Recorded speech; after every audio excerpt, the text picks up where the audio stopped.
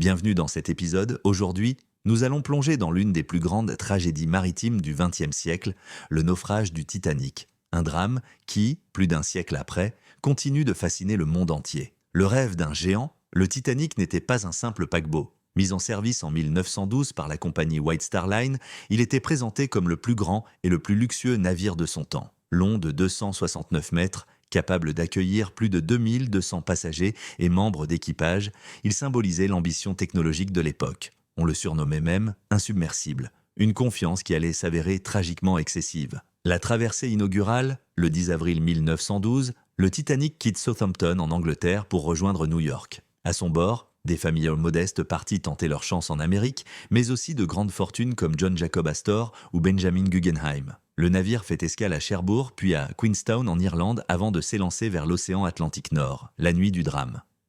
Tout semble se dérouler sans incident jusqu'au dimanche 14 avril. Mais cette nuit-là, à 23h40, le Titanic heurte un iceberg sur tribord. Le choc n'est pas spectaculaire. Beaucoup de passagers ne se rendent compte de rien. Pourtant, sous la ligne de flottaison, plusieurs compartiments étanches sont éventrés. Le destin du navire est scellé. Les heures d'angoisse. Rapidement, les officiers comprennent que le Titanic ne tiendra pas plus de quelques heures. Les canaux de sauvetage sont préparés. Mais il y a un problème. Le paquebot ne possède que 20 embarcations, assez pour sauver à peine la moitié des personnes à bord. À minuit et quart, les fusées de détresse sont tirées dans la nuit glaciale. Pendant que l'orchestre continue de jouer pour calmer la panique, l'évacuation commence. La règle est claire, les femmes et les enfants d'abord. Mais la confusion, la peur et l'incrédulité retardent l'embarquement. Certains canots quittent le navire à moitié vide.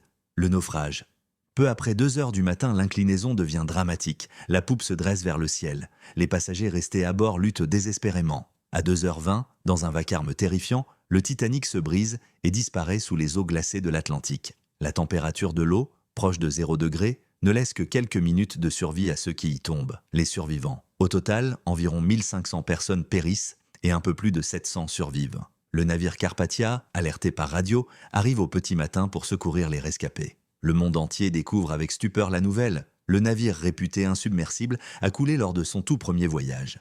L'héritage du Titanic, au-delà du choc, la catastrophe entraîne des changements majeurs. Dès 1914, la Convention internationale pour la sauvegarde de la vie humaine en mer impose davantage de canaux de sauvetage, des exercices obligatoires et une surveillance continue des communications radio. Le Titanic n'a pas seulement marqué l'histoire par son destin tragique, il a aussi rappelé que la technologie, aussi avancée soit-elle, ne peut défier les forces de la nature. Conclusion, plus d'un siècle après, le Titanic reste dans notre mémoire collective.